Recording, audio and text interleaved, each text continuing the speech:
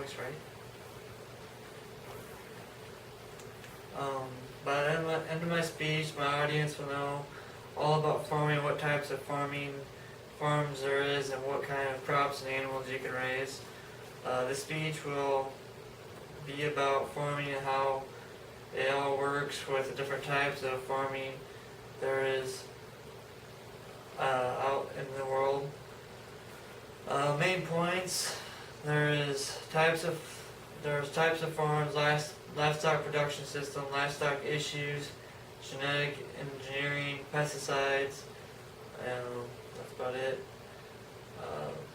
Main points: today I'll be discussing how many different farms there are and what are all grown in.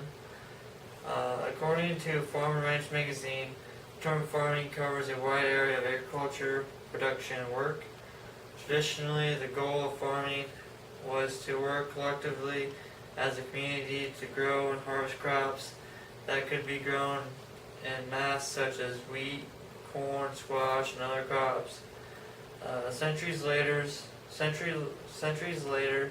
these same farmers took charge of livestock and began growing food exclusively for the feeding of livestock as well as the community. Types of farms. According to Farm and Ranch magazine, there are many types of farms. A farm producing tree, fruits, or nuts is called an orchard. A vineyard produces grapes. The stable is used for operations mainly involved in training of horses. Stud and commercial farms breed and produce other animals and livestock. A farm that is primarily used for producing milk is a dairy farm. A market garden or truck is a farm that grows vegetables but little or no grain. Specialty farms include fish farms which raise fish as a food source, and tree farms grow trees for transplant and lumber use. A plantation is usually a large farm in which cotton, tobacco, coffee, or sugar cane are grown in recent laborers. Livestock production systems. According to Farm and Ranch magazine, animals including horses, mules, oxen, camels, llamas, alpacas, and dogs are often used to help cultivate, harvest crops, to round up other animals, and transport farm products to buyers and sellers. Animal husbandry not only refers to the breeding and raising of animals for food or harvest animal products like milk, eggs, or wool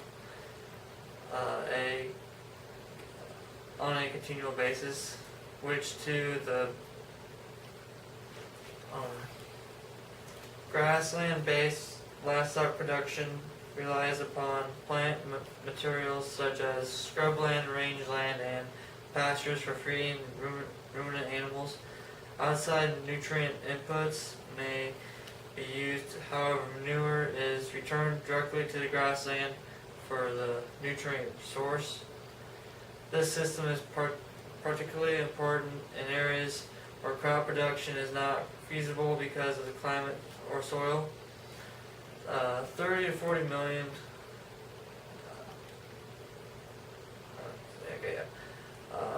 mixed production systems use grassland, fodder crops, and grain crops as feed for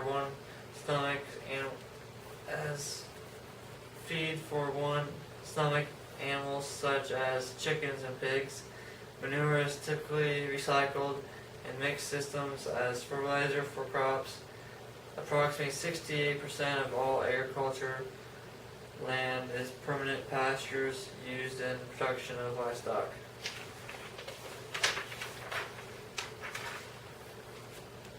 Livestock production occupies 70% of land used for agriculture, or 30% of the land surface of the planet. It is one of the largest sources of greenhouse gases, responsible for 18% of the world's greenhouse gas emissions, as measured in CO2 equivalents. By comparison, all the transportation emits 13.5% of the CO2. It produces 65% of human-related nitrous oxide, and 30% of the human-induced methane as warming as CO2. It generates 64% of the ammonia, which contributes to acid rain and acidification of the ecosystem. Livestock explantation is cited as a key factor driving deforestations in the Amazon basin. 70% of the previous forested area is now occupied by pastures, and the remainder used for feed crops. Through deforestation and land degradation, livestock is also driving reductions in biodiversity. That's my speech. Hope you learned a lot about farming. That's it.